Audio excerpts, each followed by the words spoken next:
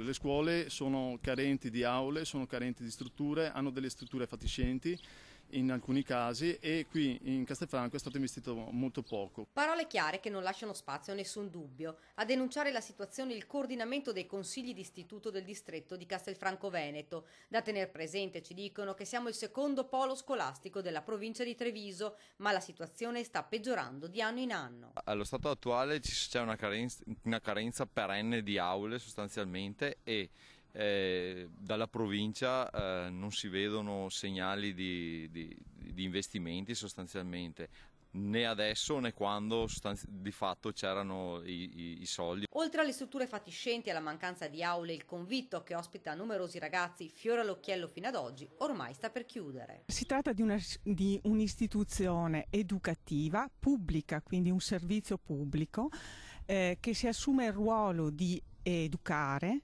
e di seguire i ragazzi nel loro percorso formativo. Ci sono famiglie in forte disagio socialmente, economicamente, da tanti punti di vista, che avevano fatto conto su questa struttura perché i loro figli potessero proseguire gli studi.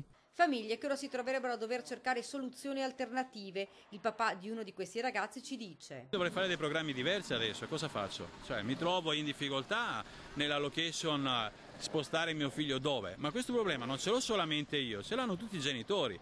E su questo il coordinamento ha già dato mandato ai legali per presentare immediatamente ricorso. La provincia ha deciso di chiudere il servizio e adibire questi spazi ad aule. Sicuramente il problema delle aule è sentito a Castelfranco, ma questa non è la soluzione, denunciano. Vogliono un confronto con la provincia che fino ad oggi non ha mai dato nessuna risposta.